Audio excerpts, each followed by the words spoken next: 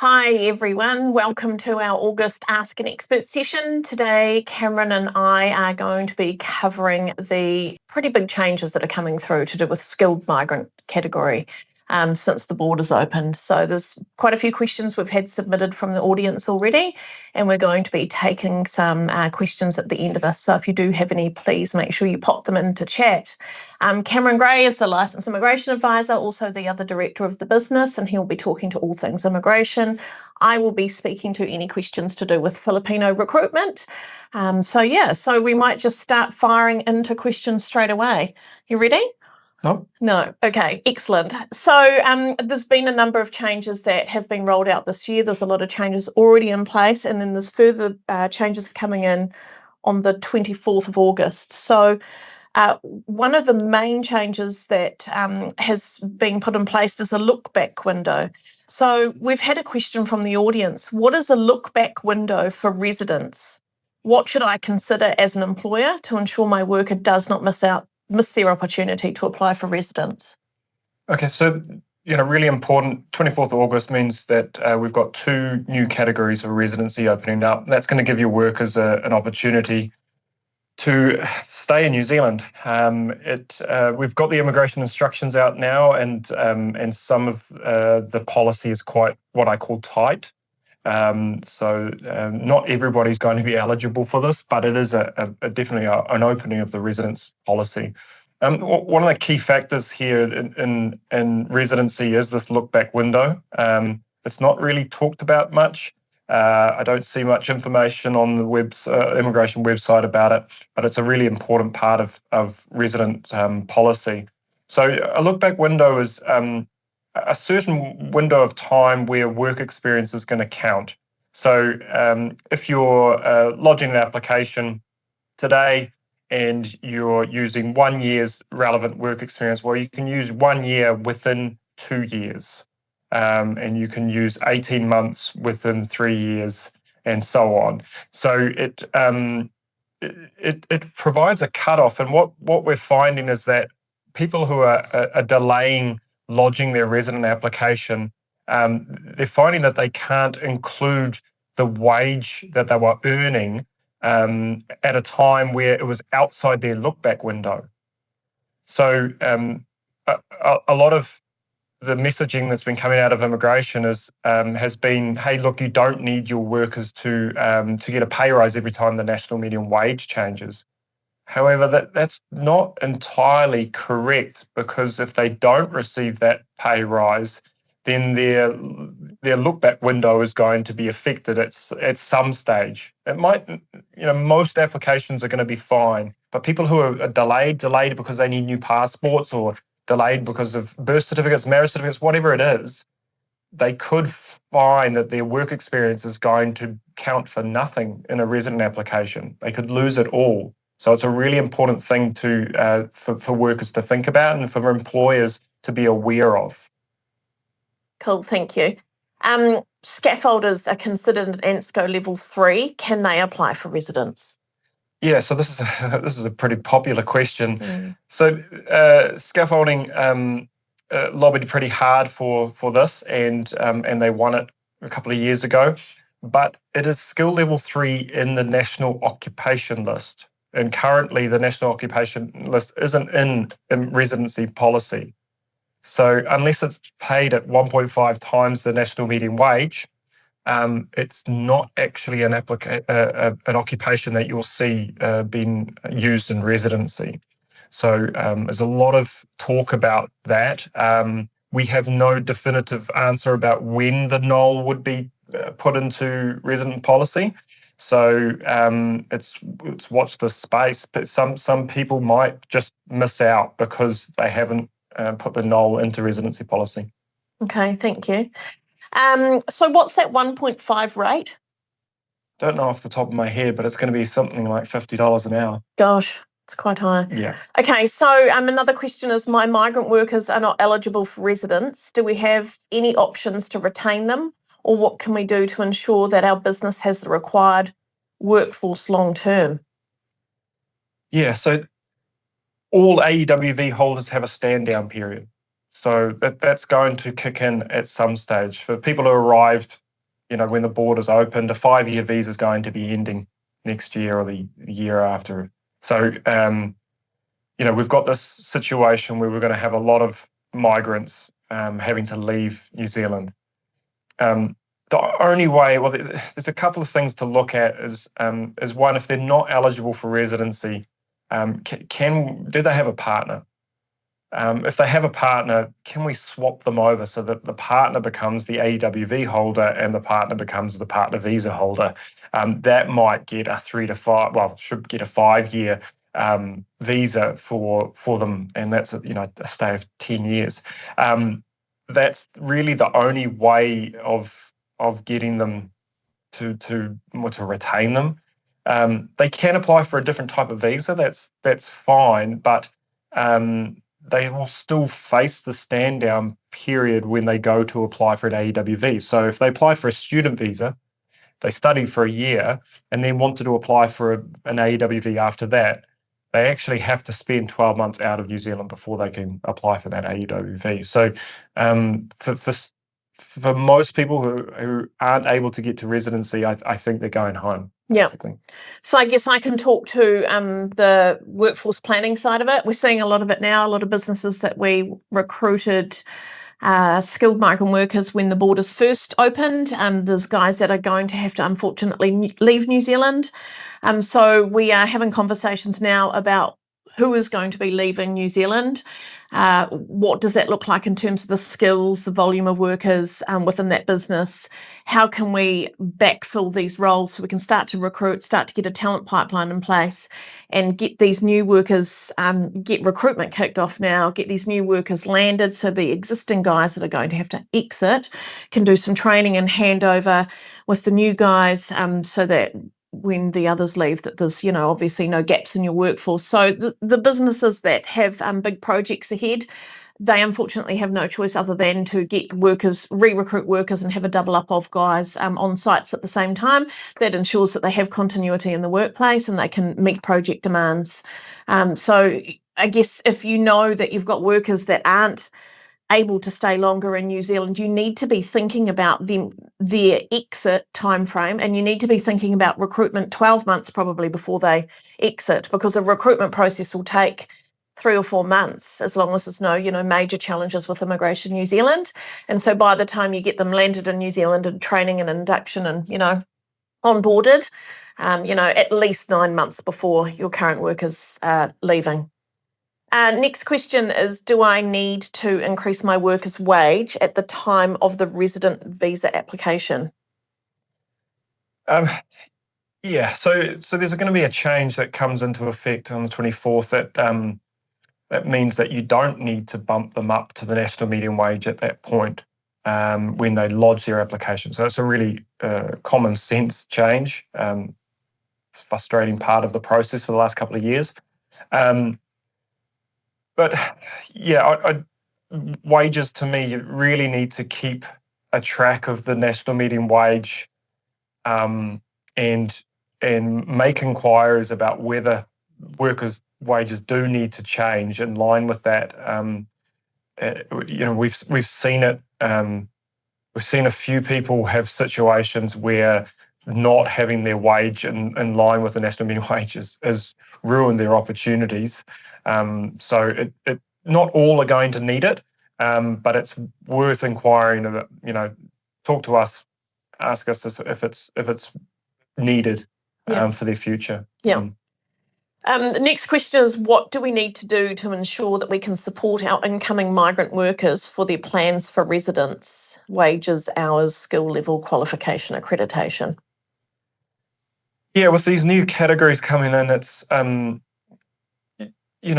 we've got a couple. We might have a few options open for some employees, but if we can pin down a particular category, then we know we can aim for that. So if it requires, the new work experience category, it's going to require 5 years directly relevant work experience, and at least 2 of those years in New Zealand paid at $38.50.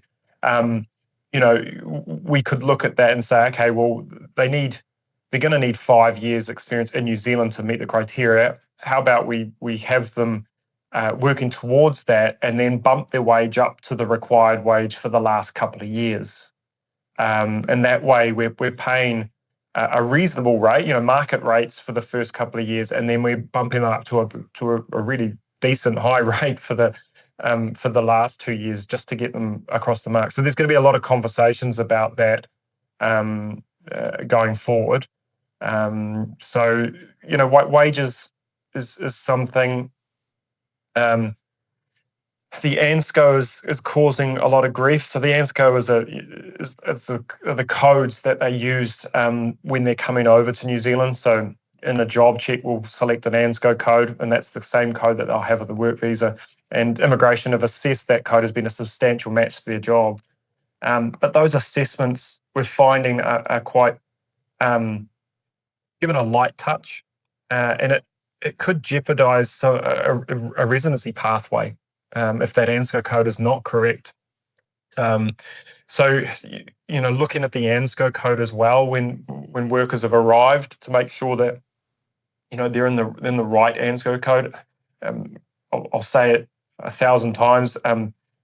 Use an immigration advisor to do the job check in the first place to make sure that they're looking at that when you bring them over, because if you're having to change an ANSCO code once they've arrived here, you're looking at doing a new job check, possibly labour market testing, a new work visa, just to change their ANSCO code. There's a lot of money involved there. So, I'd prefer that the job check was set up in the first place with the right ANSCO code. But those are probably two of the main things that are going to set up someone for residency. So somebody might require to study at the same time as their occupation, as working. Those for those people that need to study at the same time, employers need to get involved in that and get involved quite early to set that up for them. So there's a lot on employers. Employers are going to be getting a lot of questions about this.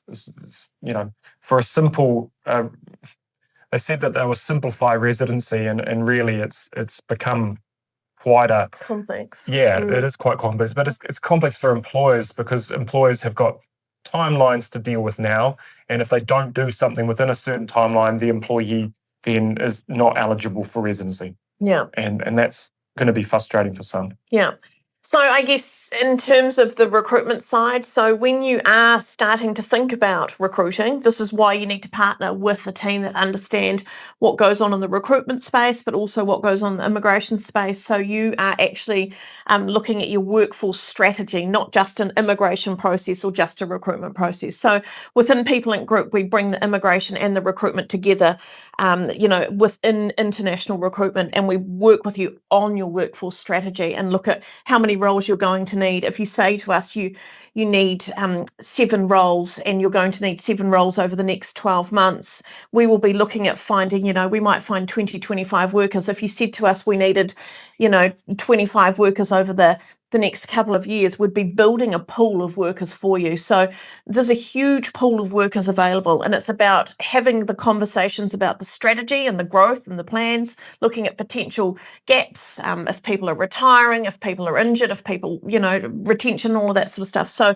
there's a number of different ways that you can actually start to put your strategy together to get your workforce in place and to have a plan, to have a talent pipeline as well, because that talent pipeline is what's going to make the difference in your business, you versus your competitors. And we're already seeing it. We've got businesses speaking to us now, the businesses that are ahead of the game, that are planning for 2028, 29 and beyond. They're talking to us now about what their talent pipeline looks like, partnering us so we can ensure that we're finding the volumes of people now when we kick off a recruitment process. Right, I can see there's some more questions coming through, so I might just go to this next question. So it says, I understand there are new residency rules coming into effect on 24th of August 2026. Should I expect significant delays in processing due to the high volume of applications being lodged around that date? Would it be advantageous to lodge before or after that date? So we can't lodge before. That's the first thing. So the immigration instructions the new instructions will only deal with applications lodged after it's in place. yeah, there could be significant applications lodged. I would assume that the online system will struggle with the amount of applications being lodged on that day and the day after. We're thinking thousands of applicants, but there is, as I said, the policy is quite tight on the new work experience, especially. So, maybe there's not as many people eligible as we think, but I'm still going to predict that there's thousands. Prepare the application. People that are looking to apply for, lodge their EOIs, that's an expression of interest. They can't create a draft now and then submit it after the 24th because they'll delete that draft. So that's just something to be aware of. So can business owners or individuals, how easy is it going to be for them to do this themselves, do you think? Yeah, I mean, a lot of this residency stuff is put onto the employee. And, I understand where businesses are coming from. We've paid a lot to do the work visa and we don't really want to get involved in the resident side of things. So I think most employers are going to go, yes, we want you to apply for residency, but we're going to leave it to you. But there could be verifications done and things like that, post-application submission. So, expect phone calls from immigration.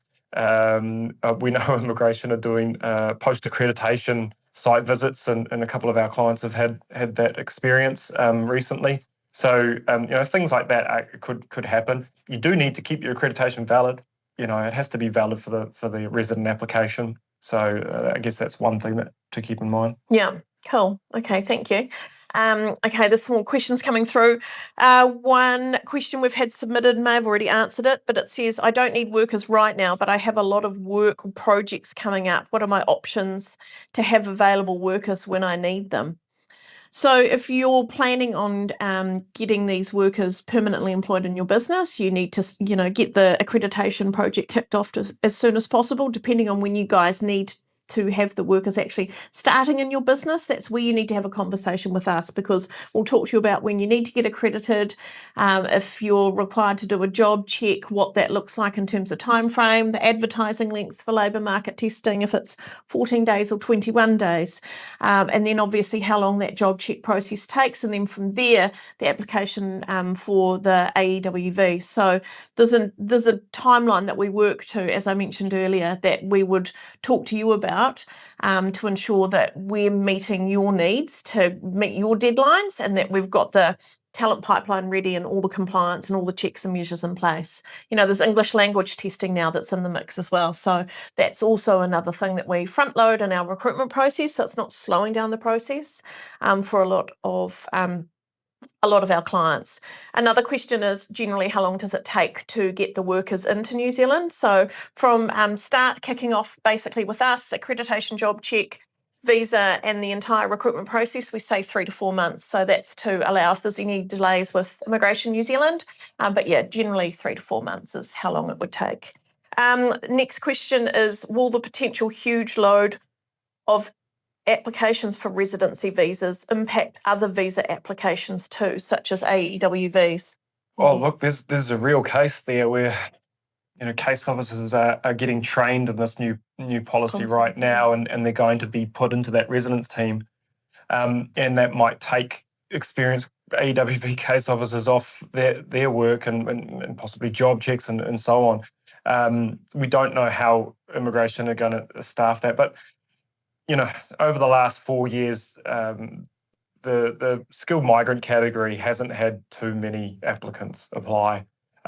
So I think they'll be able to cover it, but I think processing times will get longer. For most, that's not really going to impact them too badly, I don't think.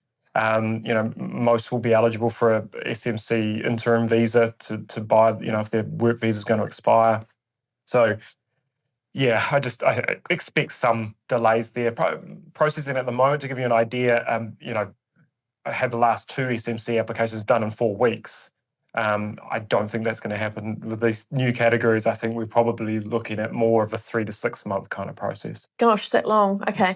And then don't forget, the closer you get to Christmas, The Christmas holiday period, Immigration New Zealand's absolutely slammed. So if you're going to be, looking at kicking off an immigration process, we recommend that you kick it off as far away from Christmas as possible so we can get things started, get everything lodged before that really busy period over November, December and January. Okay, so the next question we've probably already covered. It took a long time to bring in migrant workers in the past. Has anything changed with the time frame?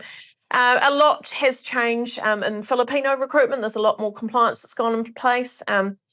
There's also a lot that's become a lot easier, but there have been other checks and measures that have been put in place with the English language testing. But as I said earlier, we try to front load as much as we possibly can to tick all the boxes so that there's no delays at the end. So yeah, when's the best time to start the process? That's again, have a conversation with us. Let's talk about when you need the workers. Next question through is, would my migrant workers have enough time to apply for residence if their visas are nearly expiring? Yeah, there's going to be some that will miss out because their visas are going to expire before they are eligible. If they're eligible and their visas are going to expire just after they lodge an application. So if it's for a skilled migrant category, then that skilled migrant interim visa will kick into effect so they can stay in New Zealand, stay with the same work rights, no problems. Next year, immigration have already mentioned that they will extend or allow an AEWV holder to apply for a 12-month AEWV, even though it's past their 5-year maximum continuous stay. And that is only for people who can show that they're on an SMC pathway, so they're on a pathway to residency. We don't have those instructions yet. We don't have a time when that's going to be announced. And if they don't announce that soon, some people will miss out. It's just the way of it. I don't think immigration are too fussed about it by the sounds of it. But it's going to be a problem. And some might go offshore for 12 months and come back and finish their residence pathways, and others will say that's enough for me and stay home. Yeah. Another question, would immigration question the genuineness of the role if the wage paid is above market rates? This is a great question. And it's one that I've been contemplating for the last couple of weeks, actually, and I'm going to say yes. If you're paying 1.5 times the national median wage for a labourer, no doubt immigration are going to come calling and say, well, how is this genuine? How do you, there's going to be some cases where 1.5 is going to be very legitimate, very genuine. And there's cases that I've heard of where, the occupation is a really hard to fill occupation. It might not be considered skilled in immigration's eyes, but it has been tough to fill the role. Maybe it's in a really difficult labour market. Maybe it's on Waiheke Island, something like that, where it's really tough to find and retain workers. So employers have resorted to paying a really high wage to retain that worker and to apply for residency. So, there's going to be good arguments for it, but definitely employers just can't put the wage up to that rate without immigration looking at whether that's genuine or not. There's lots of fraud going on around, wages being paid back to the employer. You have to be mindful of what alarm bells will ring when you do something like that. So when the immigration team do a site visit to clients' businesses, or to businesses, should I say, what would they generally be looking for? Oh, look, the main issue is have you got workers working outside of their visa? That's the main issue. But also, what's happening with their wages? Are they paying back wages? They interview employees to figure out what's going on and whether there's anything to be concerned about. I mean, for most site visits, there's been an there's been an instance where something's happened. You've come to immigration's attention for one reason or another. And so they will go in there with some sort of agenda. But they'll do checks in other areas to make sure that things are going according to plan in other areas as well. But, 99.9% of businesses do the right thing. And if they've made a mistake somewhere along the lines, which happens on a regular basis, it's not to say that you're going to have your accreditation revoked or anything, too drastic at that stage. It's what have you done about it? Okay, we've identified a problem. Have you done something about it? Have you fixed it? How is this not going to happen again? What have you put in place? So those sorts of things are in immigration's eyes and compliance eyes are seen as real big positives, and they don't want to get involved with employers who are doing the right thing or trying to do the right thing. We have heard of stories of accreditation being revoked for all sorts of reasons, but they're more concerned about migrant exploitation, and they've got bigger fish to fry. So if you put your hand up, I've made a mistake and I'm going to fix it, then you're less likely to have any issues. Yeah. So just to add to that as well, we've recently had a couple of businesses come to us where they have had previous employees obviously no longer in their business, and they have actually lodged a complaint after they've left the business and contacted Immigration New Zealand and made complaints about the business. That has triggered INZ to go into the site and undertake an investigation to look to see what's going on in the business. Not only that, there is Department of Migrant Workers, which is something to do with the Philippines government, but basically in Wellington there's a Department of Migrant Workers, and within there the Labour Attaché and the team are keeping an eye on all the Filipinos that are here in New Zealand and making sure that they're being looked after well, they're not being exploited, that businesses are doing what they said that they're going to do, and they stay in touch with them regularly.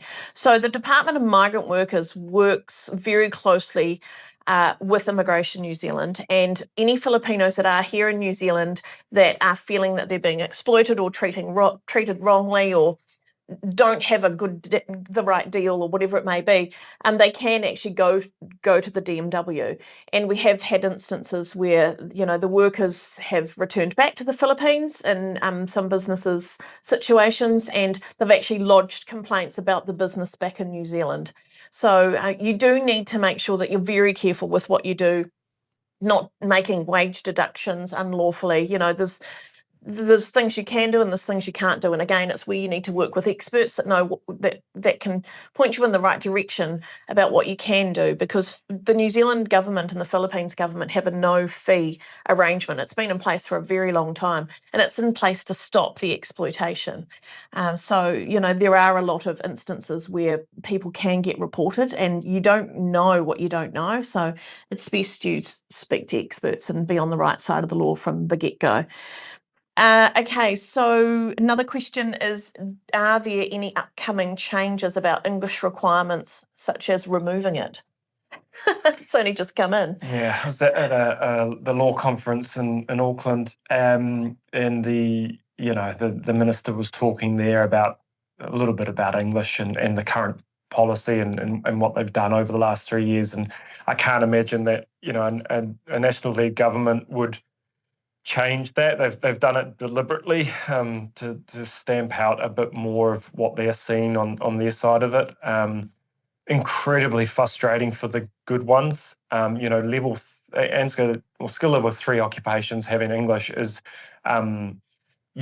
very frustrating for us and the recruitment process. It really delays things. It's not like the workers are struggling to meet the English requirements. It's quite a low threshold, really, but the time and the money, it's putting a bit of a strain on that recruitment process. But yeah, I can see the reasoning for it, and no, I don't see that that's going to be taken off. Labour and the Greens were pretty okay with the policies as I saw it, and they'd probably keep the majority of policies that are currently there. ACT and New Zealand First were pretty supportive of what National's done, or what the government's done to kind of clamp down on migration and migrant exploitation. So I can't see any of those parties wanting to change that. And I think just worldwide, New Zealand's catching up a little bit to. We're not bad. But what's happened in Europe and the US in terms of immigration, New Zealand's well behind that, and I don't think we'll get to those levels. But there is that anti-immigration kind of sentiment around, and some political parties are using that as a bit of a football to kick around, and it's doing the trick for them. So yeah, I think immigration policies overall are going to stay the way they are for the near future. I think if we get a national-led government, we'll have a bit of a consolidation over the next 3 years. Cool, thank you. Next question is, I made changes to my workers' pay to meet the green list requirements. Are there changes to the green list that will impact the occupations on the list? Do you know what? There will be. The minister kind of said at that conference that they're looking at the green list occupations and it's just some of the double ups, because the new NZ work experience pathway has got gives pretty much everybody a chance at residency. There's a few on the red list, but that means it's almost a double up with the last list of occupations that have been put on there. The welders, fabricators, metal workers, those kind of occupations. There's almost a double up there. I'd expect some occupations to be removed from the green list. I don't know if they would remove the green list entirely. I don't think that's up for discussion.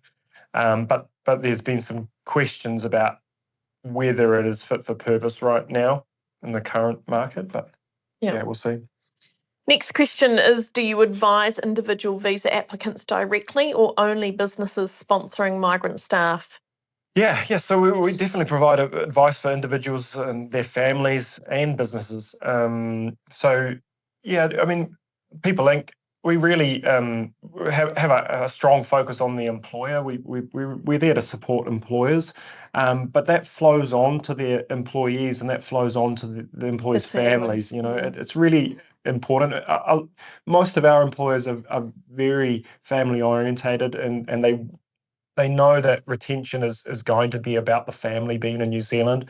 We definitely provide advice for individuals as well. Yeah.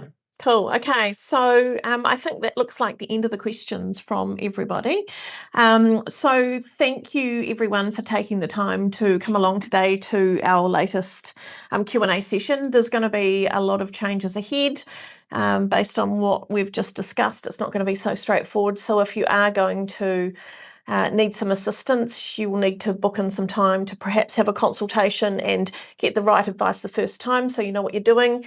Get the best process in place before you start anything, because the last thing you want to do is start something and don't have the right information or the right way of going about it. So thanks so much for taking the time to come along today and all of the questions. Hopefully it's answered some of them for you, and we will be no doubt having another webinar in the next couple of months to cover more things to do with immigration or potentially HR next time. Anyway, thanks for your time everyone. See you.